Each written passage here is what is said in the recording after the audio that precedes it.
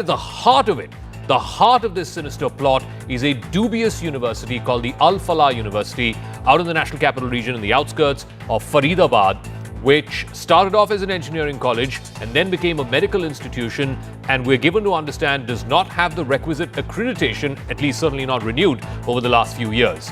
At least 3 of the doctors who were part of this terror module were either working or studying inside this university. The labs of this university were used to test the explosives, the 2,900 kilograms of explosives that were stashed away by personnel in this terror module. Some of that was stored away in room number 13 in one of the hostels inside this university. How did they not know about this? How were they allowed to function? Did no one in the circle, the social circle, the friend circle, the teacher circle of these individuals concerned, whether they were the hostel warden or their teachers or the resident doctors there, did no one have a clue about what this terror module and the individuals inside this module were actually up to? How did they not even have a whiff about it? We will get to all of that and more in just a second, but now we've got fresh information bases the interrogation of the arrested accused, and there are some startling revelations that have been made. As per intelligence sources, 8 people from this nexus were selected to carry out serial blasts in at least 4 different locations. That explains why they had so much of explosives, almost 3 tons of explosives that were found in different locations in and around the Al Falah University. This network of 8 individuals had planned to carry out these attacks in 4 different cities in 4 different batches. Each of these groups had 2 members and 4 such groups were formed. All of these groups were supposed to be given improvised explosive devices.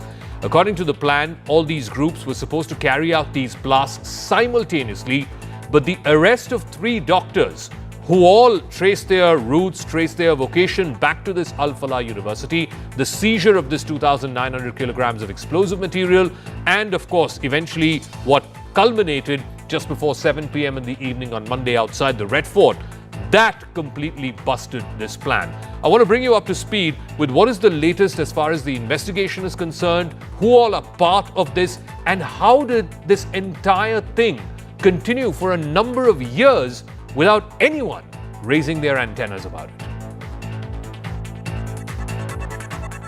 The investigation into the Delhi bomb blast case is still ongoing. This morning, a vehicle, a silver Brezza, was recovered from inside the university itself, and this vehicle belonged to Shahina.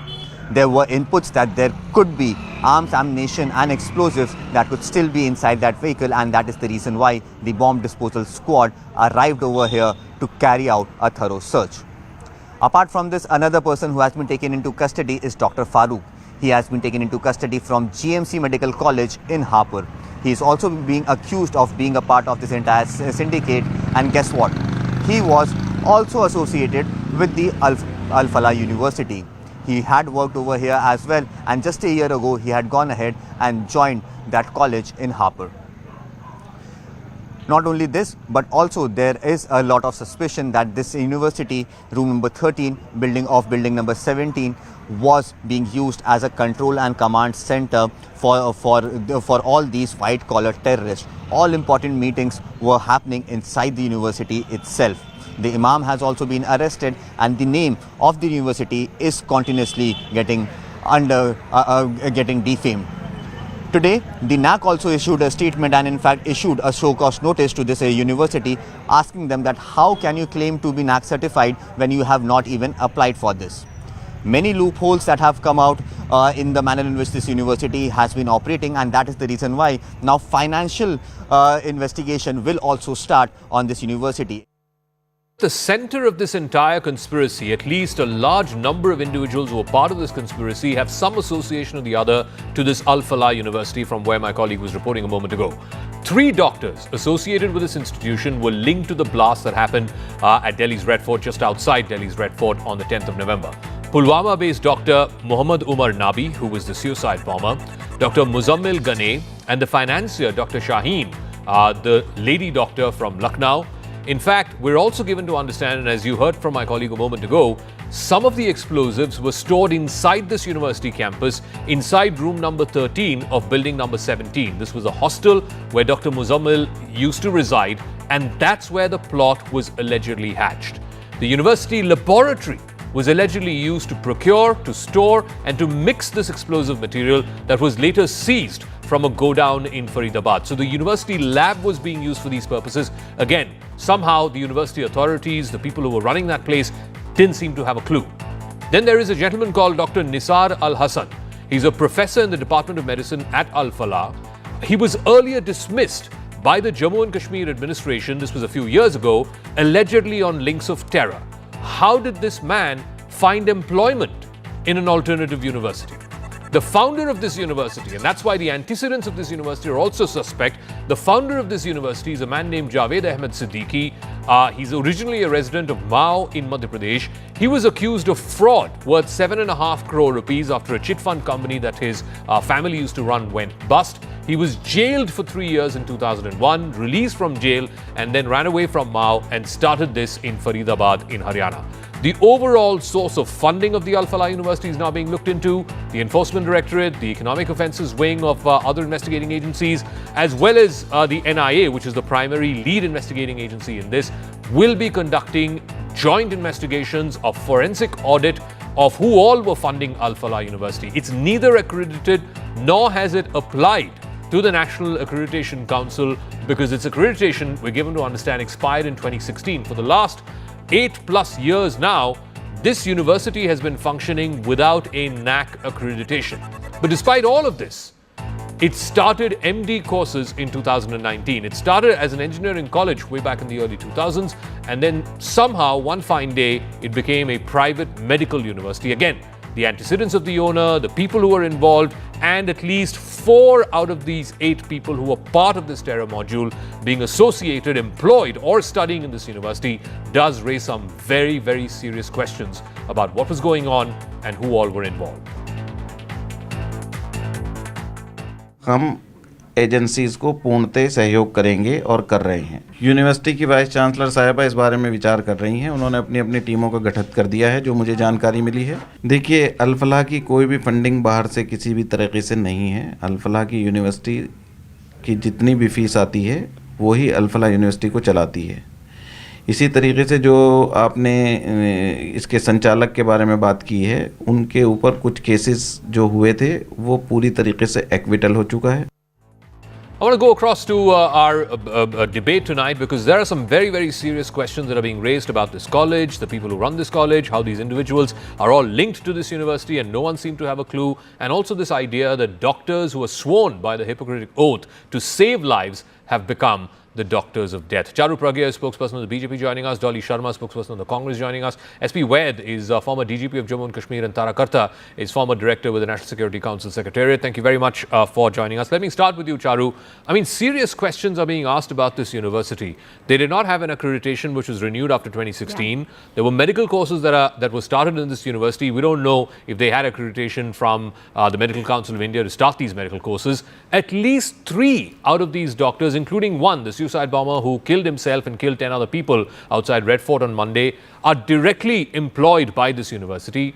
How come no one, the authorities, the people inside this university, how come no one had a clue? What has happened, Zaka, is beyond horrific. Beyond horrific, and what this university was up to without correct accreditation, hiring people with suspect backgrounds, because Umair, who killed himself in the blast, the one who was the suicide bomber in the blast, he actually was kicked out for allowing a patient to die on his watch for negligence from Anantnag, from another hospital. And yet, without even simple background checks, numerous people were hired by this so-called university. See, all the links, whether financial, whether links to terror outfits, where the money is coming from, where these trained personals are coming from, it's all being investigated, and this investigation is happening across the country. The investigation is happening across different investigative agencies, across states, and that's exactly why I want to say this. What happened in Delhi was, of course, every drop of blood spilled is heartbreaking. But compare that to a time a decade ago when going to Sarojini Nagar at Diwali could result in your death.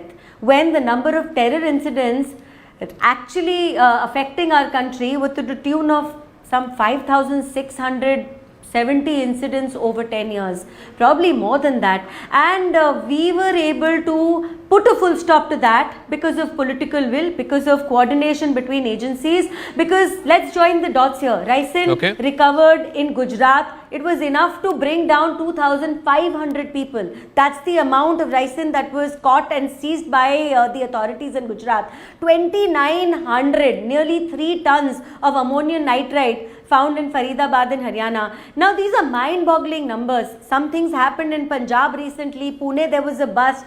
Gujarat, I've already mentioned. When you bring this all together, I want to thank our intelligence agencies, and I'm just keeping my fingers crossed that every single person which was linked to this blast in Delhi today is at the earliest brought to task. Dolly Sharma, we've heard this for the last 2 or 3 days. BJP spokesperson after BJP spokesperson is saying, this was a much bigger attack that was averted, and we have learned from intelligence sources that there were 4 of these modules. They were planning 4 different blasts, serial blasts, not just in Delhi but in other places. And when you have 2,900 kilograms of explosives recovered, that's not just meant for one blast. So the BJP and the government are saying that our agencies actually stopped a much bigger blast, and we should be thankful for that.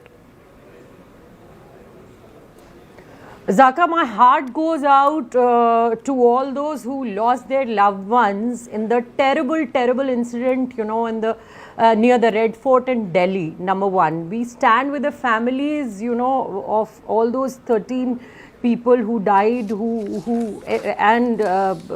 we stand with the victim, the families of the victim, with every citizen who has, a sense of safety has been shaken today with this incident.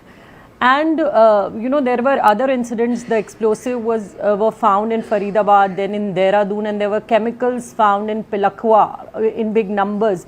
But seriously, it raises a big question in the minds of every citizen of this country. Is like, our home ministry is failing. It is the capital of this country. We all were thinking after Operation Sindoor that they will not dare to look at India now. But time and again, this is happening in India, and people have started to live in fear.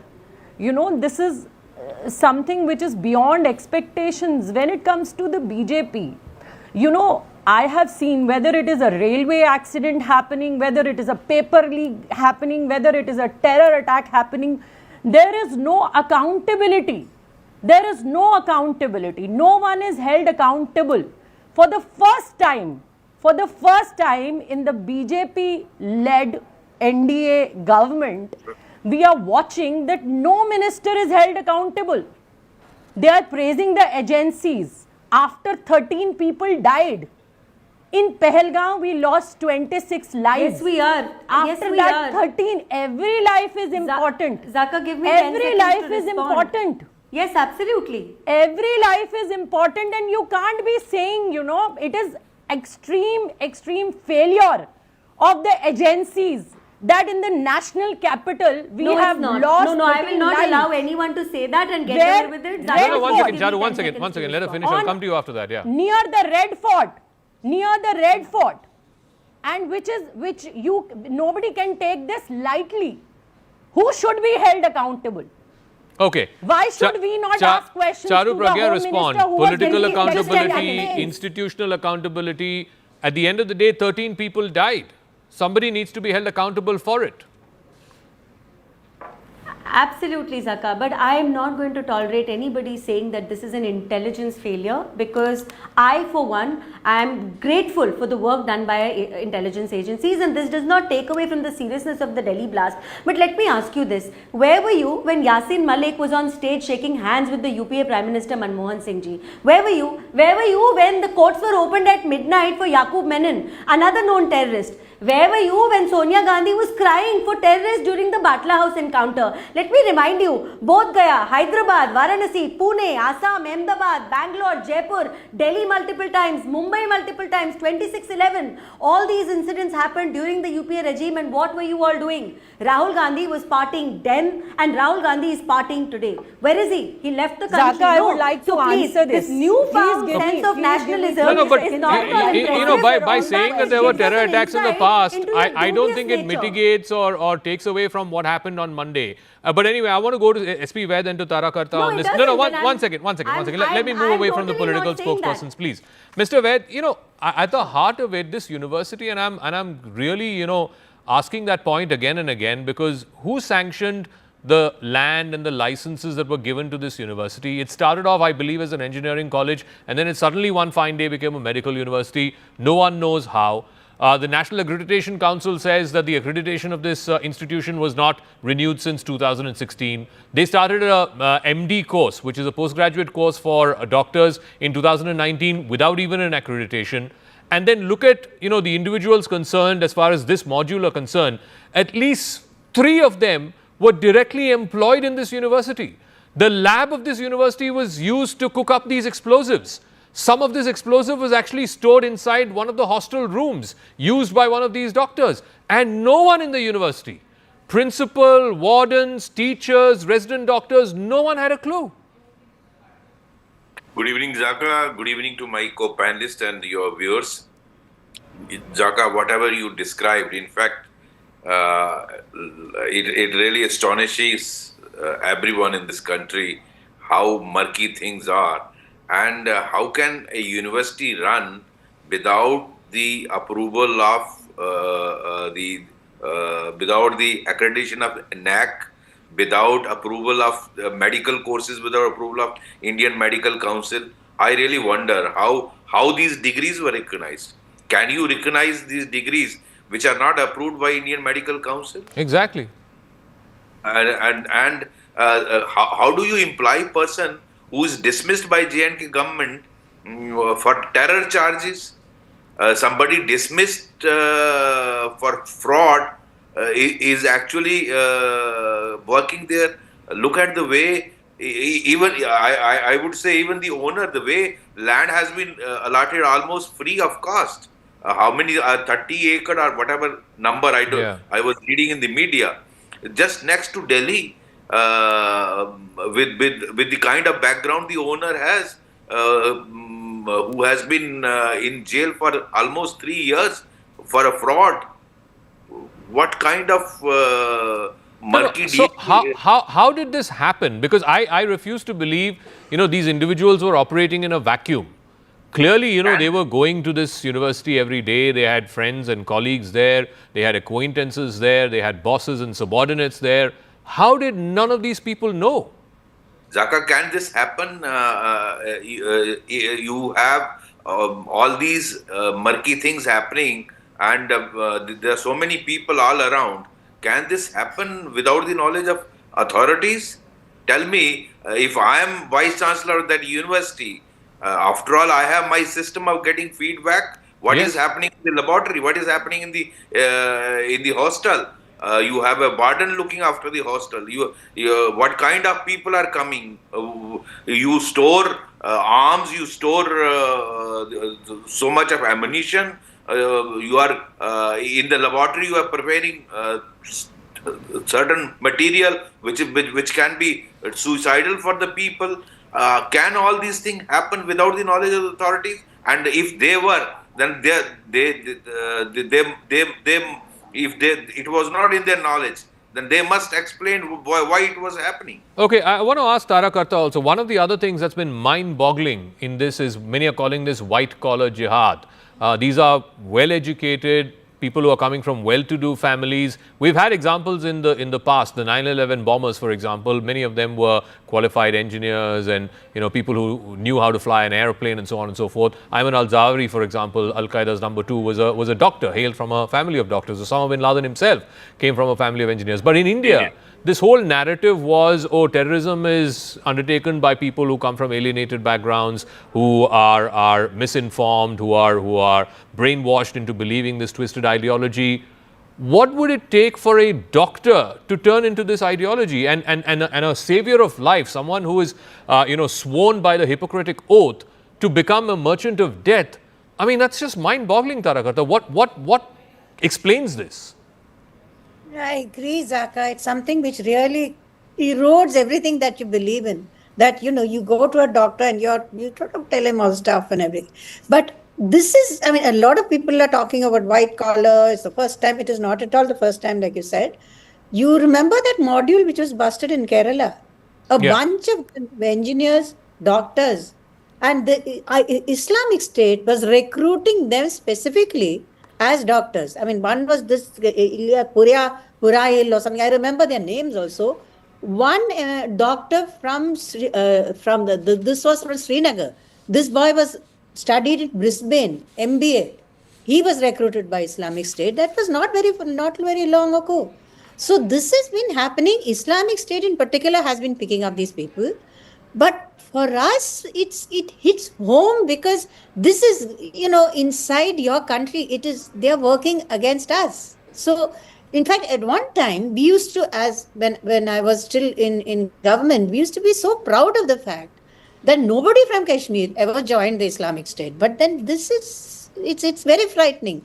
But what's driving them then? I want to pin it down. I mean, is it a political ideology? Is it that they are misguided? Is it that they are brainwashed?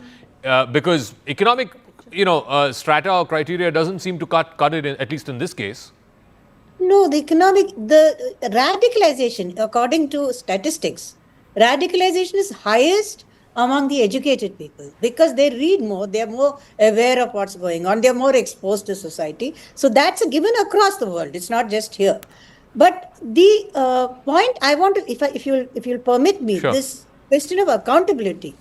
Yeah. Right. The educational institution, 16, I think last month, if I'm not mistaken, CBI raided some 16 universities in UP, another 10 in Himachal Pradesh.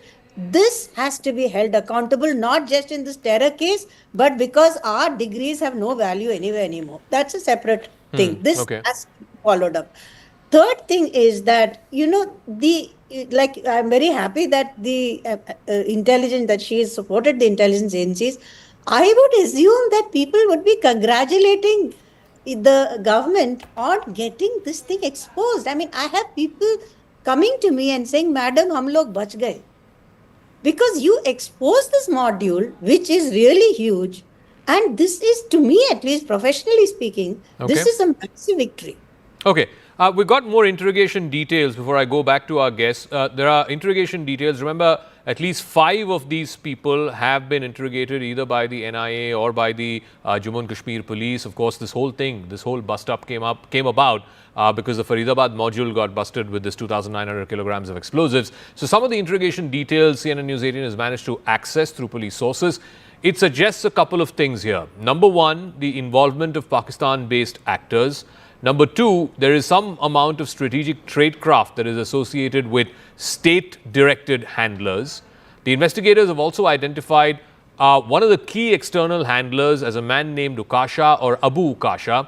He's believed to be a Pakistani intermediary who's functioning as a state-directed operative of an intelligence agency. I don't think, there's too many prizes for guessing which that state-backed intelligence agency is.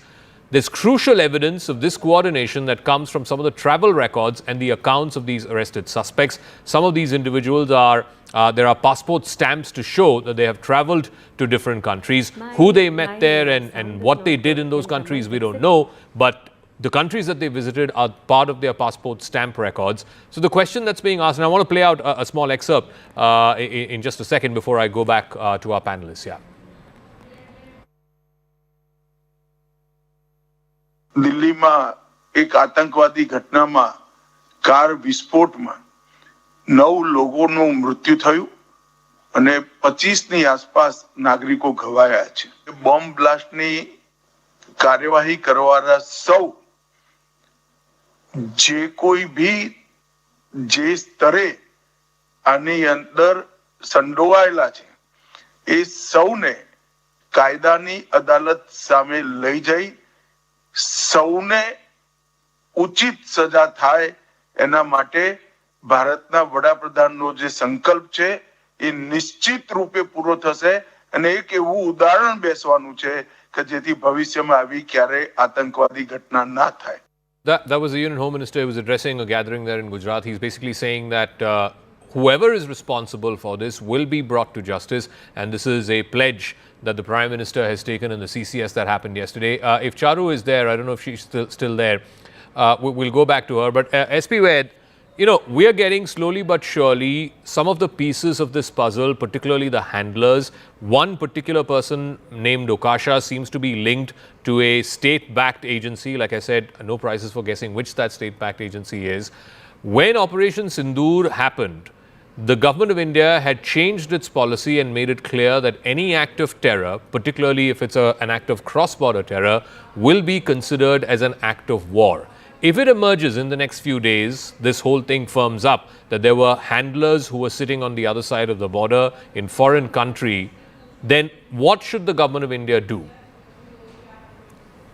See, Zaka, the policy of government of India is very clear. That any act of terror will be act of war, and Pakistan will bear consequences of that.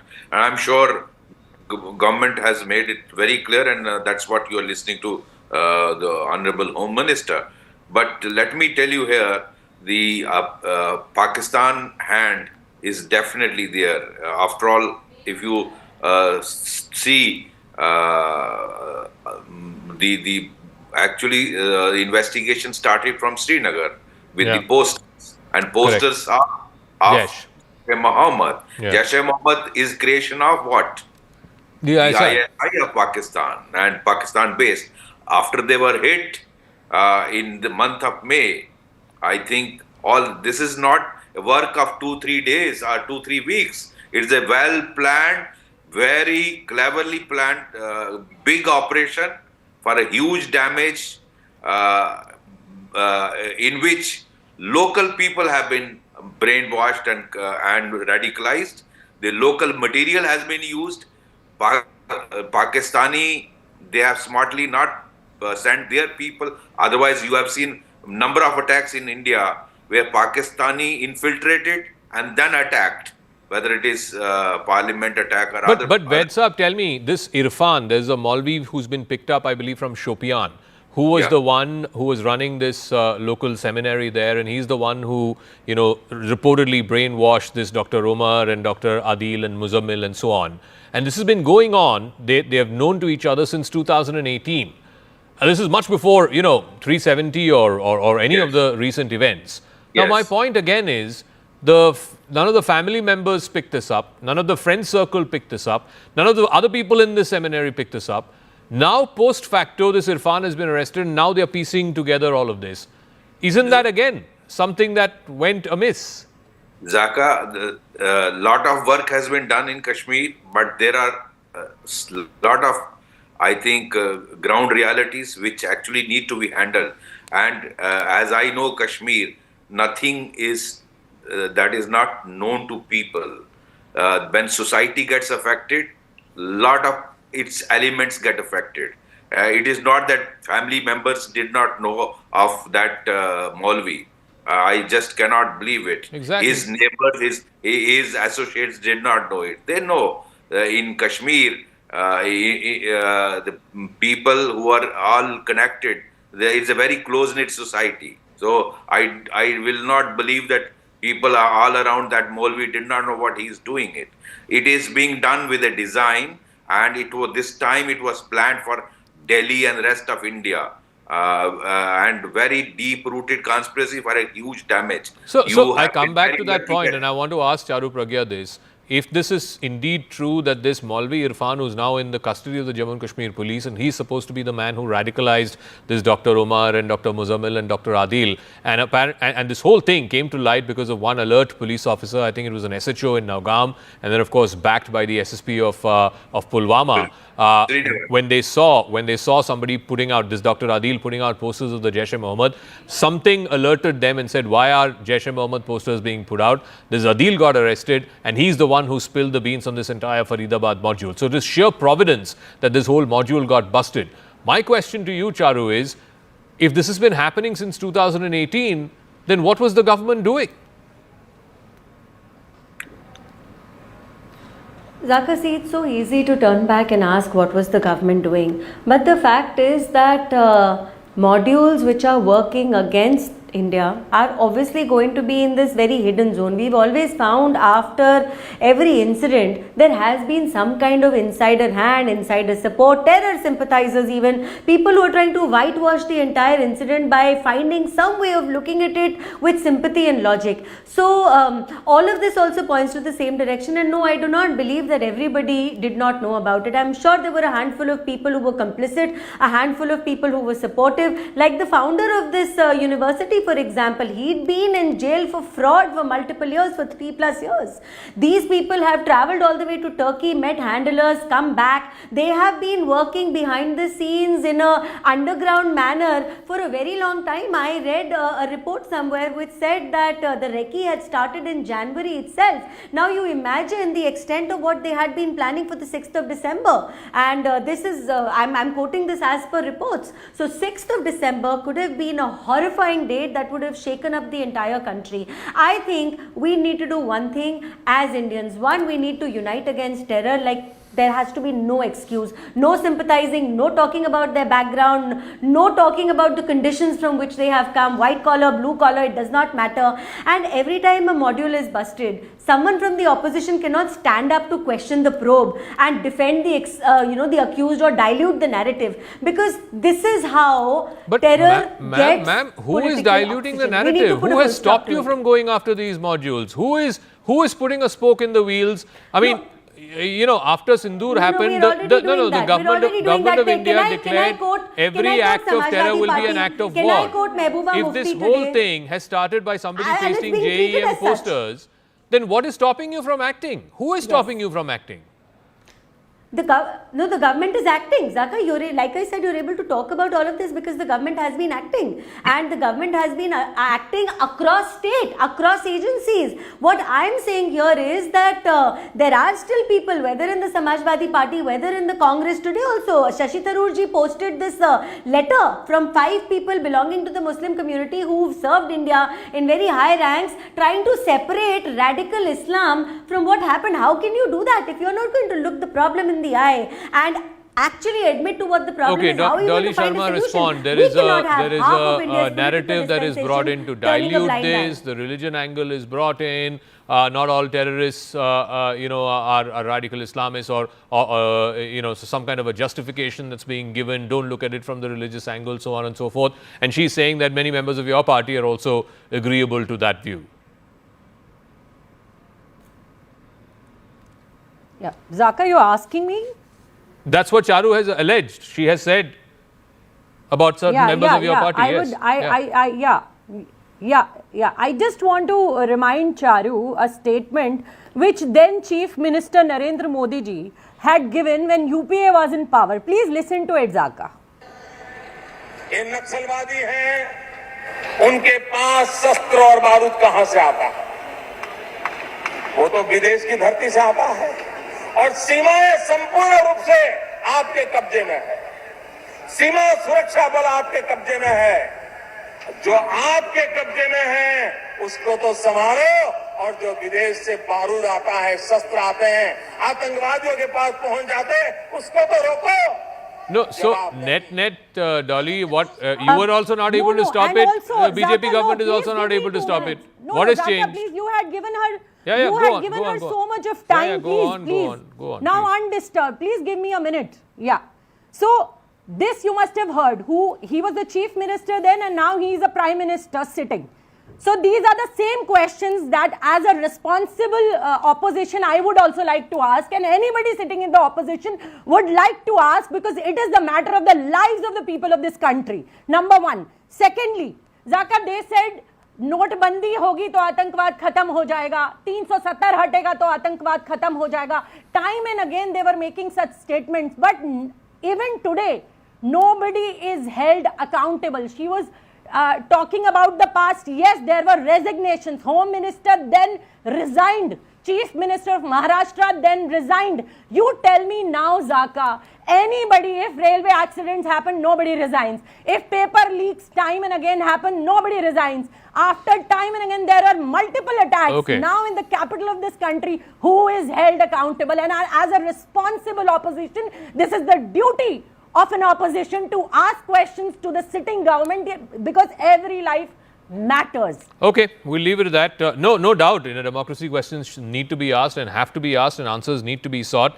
But at the same time, I think we also need to confront this reality that there is a strain of this twisted ideology which knows really no borders, no boundaries, not even any kind of economic strata. If doctors who are sworn to protect life and save life are being brainwashed by this twisted ideology into taking life, and that too, now the death toll has gone up to 13 is what I've been told in this blast that happened outside the Red Fort metro station, then that is something that we seriously need to wake up and understand the nature of this problem and confront this problem. I want to move on to other stories that we're tracking. Former Bangladesh Prime Minister Sheikh Hasina has given an exclusive interview to News18.com in which she has underscored India's indispensable role in ensuring that her country, Bangladesh, does not slip into a Pakistan-style hybrid regime. She spoke exclusively to CNN News 18's Manoj Gupta. Hasina described India as Bangladesh's steadfast friend and a key partner in preserving democratic stability. She also urged India to back ordinary Bangladeshis in their desire to choose their own government. She warned that Dhaka is today facing the risk of political instability under the leadership of Muhammad Yunus, who she has accused of being an extremist. And she has also said that the Western governments in the Western countries who thought that he might be the savior of Bangladesh have been duped by Muhammad Yunus. In fact, today, Muhammad Yunus has also declared that on the very same day that there will be elections in Bangladesh, which is going to be early next year, there will also be a referendum on the changing of the Bangladeshi constitution. I want to bring you first up excerpts from what Sheikh Hasina, the former Prime Minister, spoke exclusively to CNN News 18 Security Affairs Editor Manoj Gupta. She has said that leaving her home country after a coup was a matter of survival. She said it was made clear to her that staying in Dhaka would not just have put her life in danger, but also the lives of those around her. The military was faced with an impossible situation, she said, defending a constitutional government against overwhelming mob violence, while at the same time trying their best to avoid any further loss of life. Speaking about the role of Muhammad Yunus, Sheikh Hasina said it was only after the events of August 5th that she started to discern what was a premeditated nature of the coup that ousted her. The speed with which Yunus seized power, the immediate immunity granted to the perpetrators of violence, and the dissolution of the judicial inquiry are all acts that indicate a preconceived strategy. She says that Yunus, it seems according to her, had been preparing to seize power, or those who had installed him were preparing to seize power in Bangladesh through him.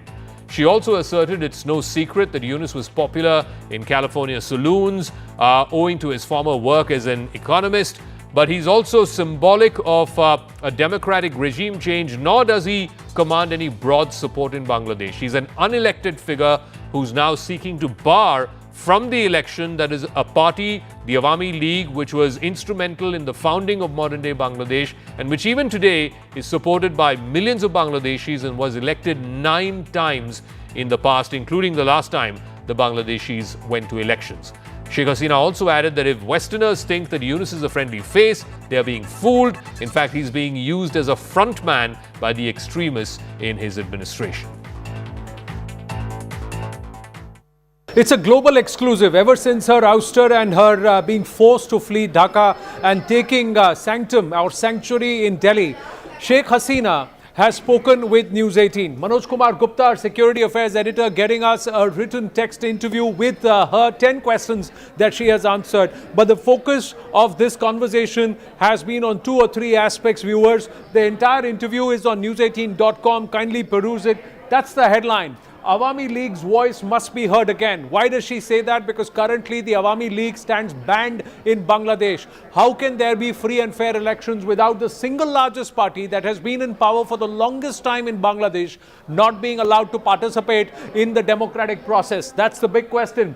Only free, fair and inclusive elections can restore constitutional rule, is what Sheikh Hasina said. But more importantly, in these 10 questions, what stands out is the first answer that she has given, where she said the moment upon becoming interim advisor, Muhammad Yunus cancelled the judicial inquiry and the proceedings against the instigators of the mass riots and mayhem that was seen on the streets of Bangladesh. It was evident that he is in bed with the radicals.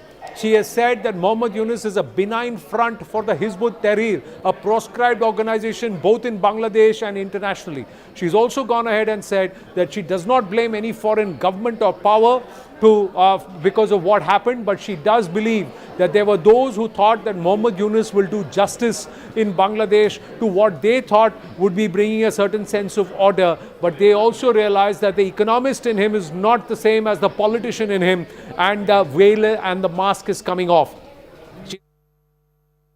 Pakistan's parliament has approved a constitutional amendment Wednesday to expand the powers of the country's army chief and curb the remit of the Supreme Court. This is a move that critics say hugely sets back Pakistani democracy, if at all there was any hint of democracy in that country in the first place.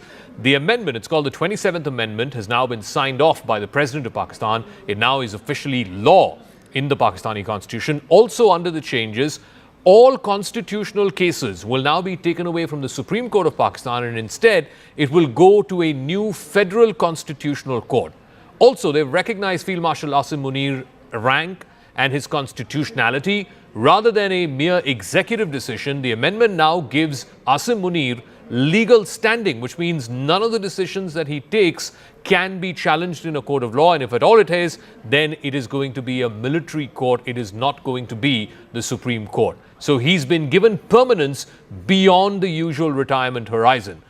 There is going to be no judicial scrutiny. There's going to be no institutional scrutiny. This 27th Amendment is basically seen as reinforcing lifelong immunity for the top military office. What sets Asim Munir's career apart is his rapid trajectory through intelligence commands. He served as Director General of Military Intelligence in early 2017, then as Director General of the ISI from October 2018 to June 2019. These appointments gave him exposure to both internal security operations and geopolitical intelligence, building a reputation as a spy master general. On 24th November 2022, the Pakistan government appointed him as Chief of Army Staff, superseding other senior officers. That month itself, the term length for service for military chiefs was extended from 3 to 5 years, cementing Munir's expected stay until 2027. On 20th May 2025, after Pakistan's terror and military bases were leveled by India in Operation Sindoor, Munir was promoted to the rank of Field Marshal, only the second person in Pakistan's history to attain that rank. These moves were widely interpreted as not merely ceremonial, but as signals of deeper institutional change, positioning Munir at the very apex of Pakistan's military security architecture. As Pakistan faces a more aggressive and decisive India that is maintaining the red lines over cross-border terror, Munir has politically emerged as a national security guarantor and decision maker, which has further elevated his standing in Pakistan's power structure. Asim Munir has come to exert an unusually broad and consequential influence on Pakistan's foreign policy, effectively transforming the country's external posture under his leadership. Munir's reach has extended beyond purely military matters into diplomacy, strategy, and geoeconomics, a phenomenon sometimes described as the Munir Doctrine. From his direct dealings with Trump, NATO, and Arab powers in defense, economics, and strategic affairs, walking a mile ahead of Shehbaz Sharif, both in optics and tangibles, he has effectively nullified the office of the Prime Minister of Pakistan. At the heart of this shift is his insistence that Pakistan should no longer be locked into a binary agreement between the United States and China. By elevating military leadership into the diplomatic sphere and emphasizing geoeconomics as a strategic tool, he advocates that Pakistan should play the role of a middle power in South Asia rather than merely a frontline ally in other rivalries.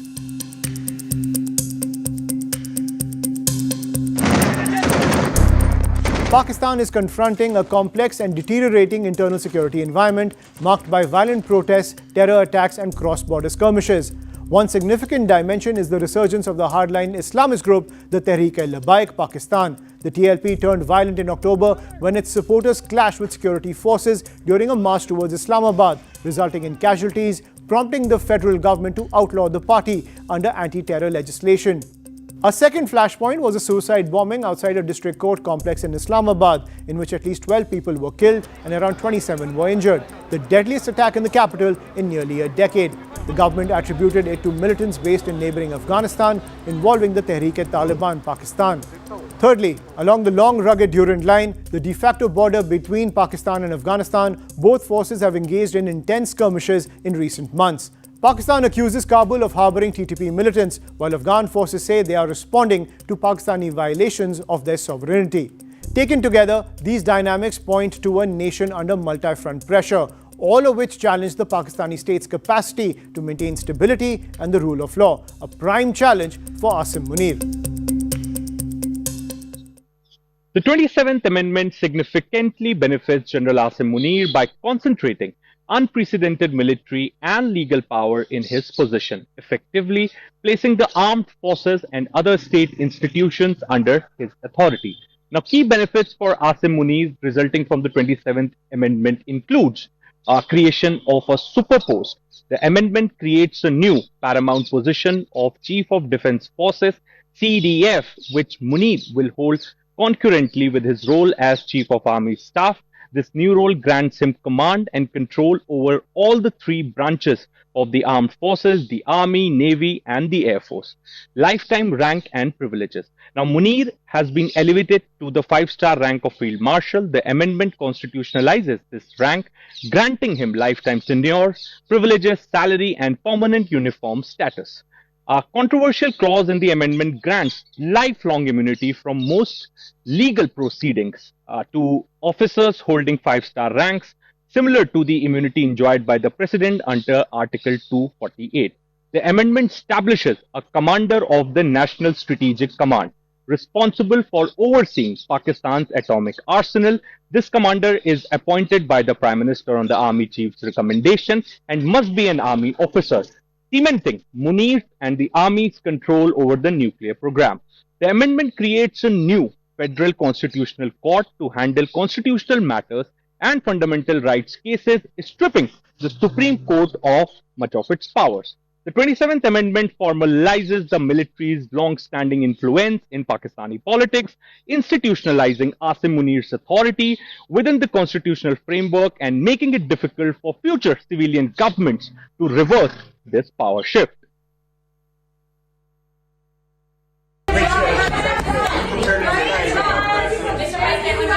Thank you very much. What a great day. It's a great day. Well done, Mr.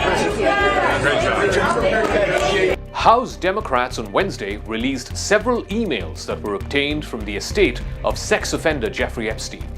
They claim that these emails showed that President Trump may have been much more aware of Epstein's conduct than he has previously acknowledged.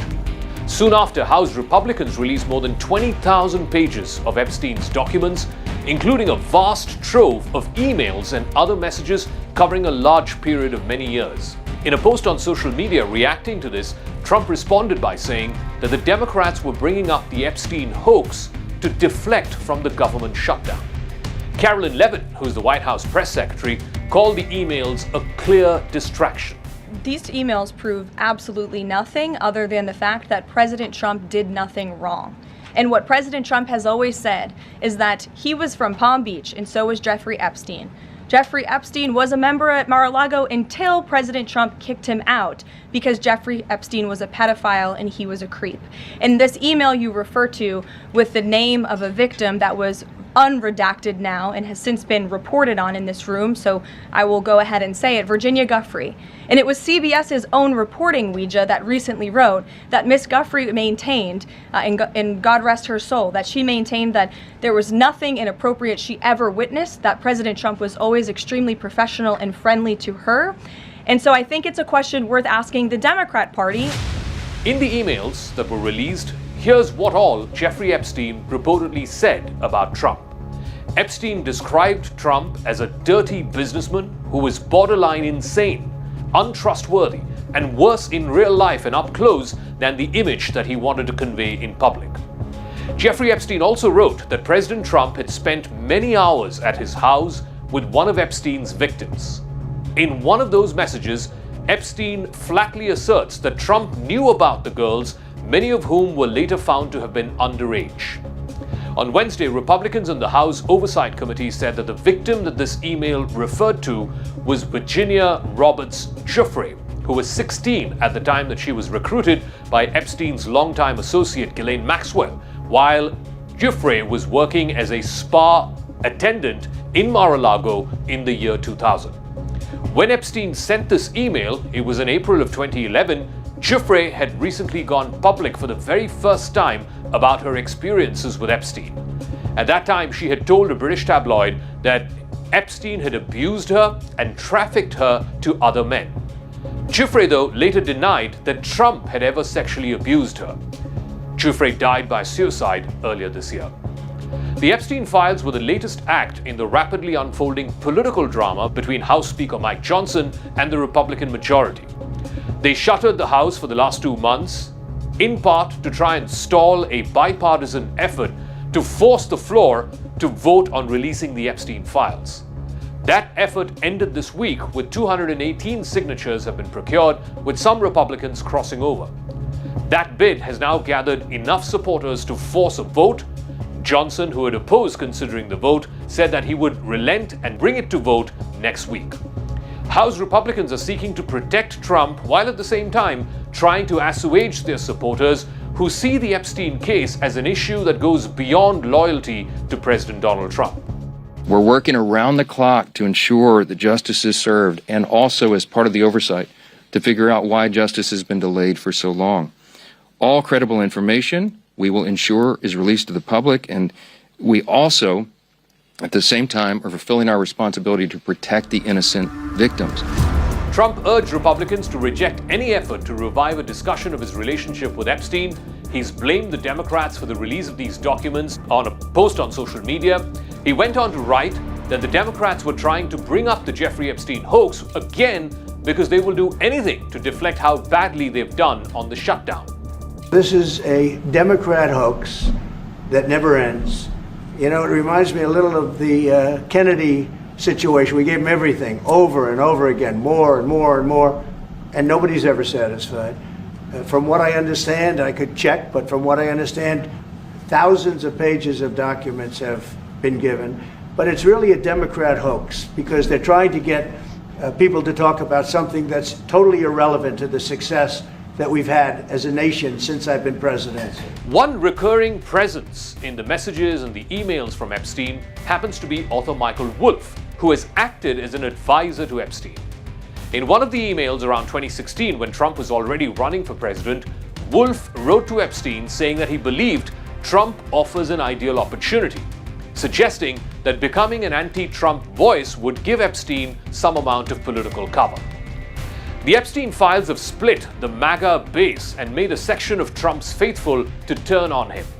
The idea that their political lodestar could also be a pedophile is something that a lot of folks in MAGA are uncomfortable with. Back in February, about a month or so after Trump was sworn in, Attorney General Pam Bondi had put out about 200 pages of Epstein material, much of which was already publicly available. But that list also included some evidence and a flight log from Epstein's private jet. Now, there was speculation at that time that some of those flight logs showed Trump having taken the Epstein private jet multiple times, a claim which Trump has flat out denied. But that hardly quelled demands from Trump's MAGA base to release the entire Epstein files. The calls grew more persistent after reports surfaced that Trump had sent Epstein a 50th birthday greeting when Epstein turned 50 in 2003. That included a sexually suggestive drawing. Trump again has denied writing that letter or making that drawing. But now, once again, after the release of the latest tranche of the Epstein emails, it is clear that Jeffrey Epstein has become the albatross around Donald Trump's neck, one that he can't seem to shake off.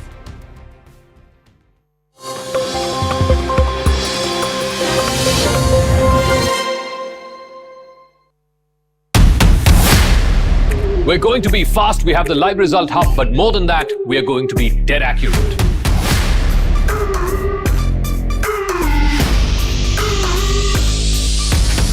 We are all set and ready to go. It's going to get intense and we are ready for it. Our viewers rely on us to be the best. If not us, then who?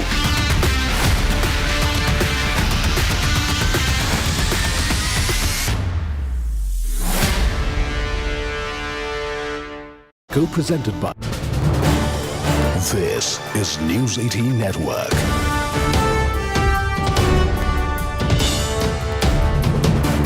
India's largest news network.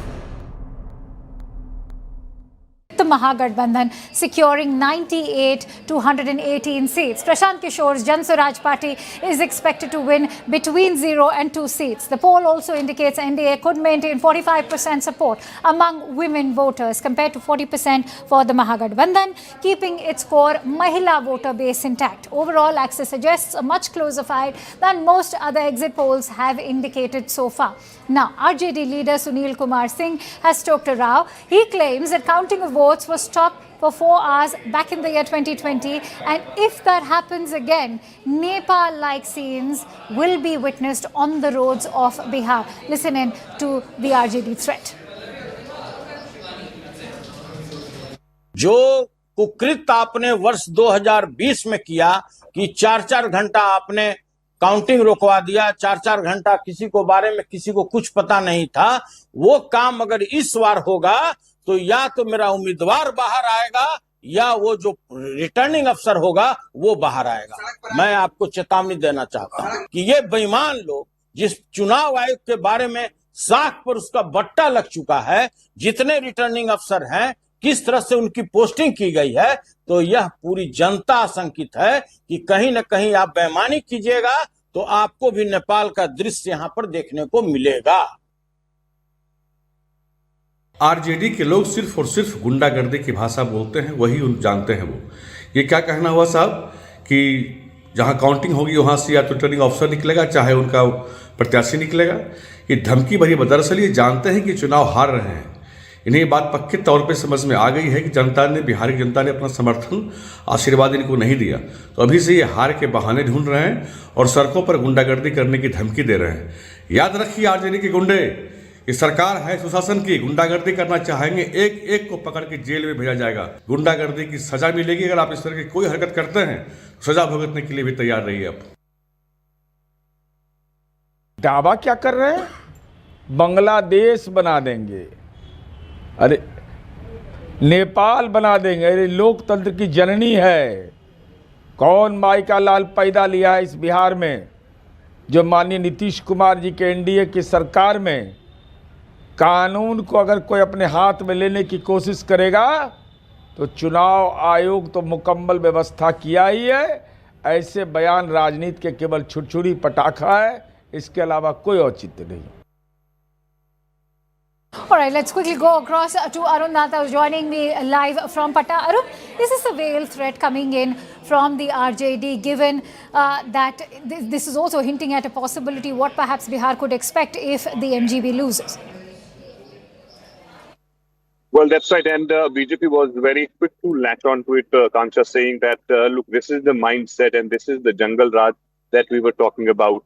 Remember, during the campaigning time, the NDA's biggest poll plank was the Jungle Raj 2.0 return, which they are saying people of the state witnessed from 1995 to 2005 when Yadav family, Lalu Yadav family was at the helm of the affairs. Now, RJD MLC saying this, that the vote stopping happened in 2020. If it happens this time around in this polls, then people will come out. He's not only targeting election commission, but also sending a message to the RJD cadres that this is something which we gonna do, and that's something which is not good for the democracy. And remember, Akanksha, that when Prime Minister Modi and Amit Shah, while campaigning, speaking about Jungle Raj 2.0, in fact, Prime Minister Modi highlighted the song culture, the songs which were used in the RJD's rallies, that was used by Prime Minister Modi, saying that, look, even before the polls, these people, RJD people, have started using these songs, and this shows the mindset. And if they will come to power, this is something which is going to happen. One of the songs was RJD Sarkar Banto, Yadav Rangdar Banto. That was a clear, of course, sign that when jab RJD ki Sarkar banti hai, to Yadav Rangdar banta hai. And there were various other songs of this kind which were used in the rallies and the programs of the RJD and Mahagathbandhan. That's something which picked up by the BJP. Now, when Sunil Kumar, MLC of RJD, saying this, of course, RJD has a good support base here in Bihar.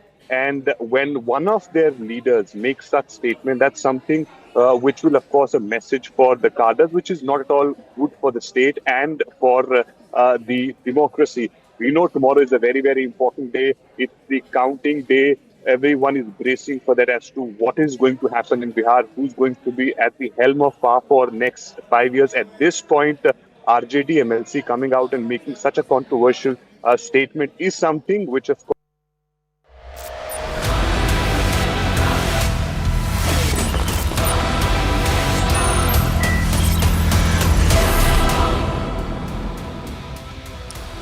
Viewers, let's begin with the facts first. The details have exceeded even our worst fears. We're extremely lucky to have intercepted the Al-Falah module. Their net was wide and unimaginably primed to inflict terror at an unprecedented scale. From just one room, viewers, hundreds of kilos of explosives were recovered, enough to bomb 20, 30, 50 sites, viewers, we are being told. And all of this was being done somehow, unbeknownst to anyone else in that particular university, in that facility, and in the larger ecosystem. No one seems to know. No family members seem to have known. No friends seem to have known. But these individuals, viewers, were committed for 2-3 years at a time. How they kept this so quiet boggles the mind. 4 terror suspects, Dr. Umar Nabi, Dr. Muzammil, Dr. Shaheen and Dr. Farooq, as you know, are linked to this Al-Falah University. The bomber, Dr. Umar Nabi, was a faculty member and reportedly stayed at Al-Falah University for 7 years. And Dr. Umar Nabi reportedly used the labs at Al-Falah University to test the explosives. There is a larger collusion. I don't want to jump to any conclusions. The third, Dr. Muzammil Shakil from Pulwama, was a faculty member and stayed at Al-Falah University for 3 years. Dr. Muzammil Shakil's room was reportedly used for planning and coordination by the terror module, so things must have existed in that room, viewers, literature, so on and so forth, and lo and behold, that has been recovered. How they kept that away from other faculty members, one doesn't. How they explain the presence of that material to other faculty members, I don't know.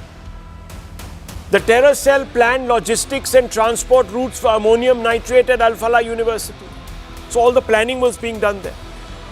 Dr. Shaheen Shahid, the lady doctor, had moved to Al-Falah as a faculty member and got introduced to Umar and Muzammil.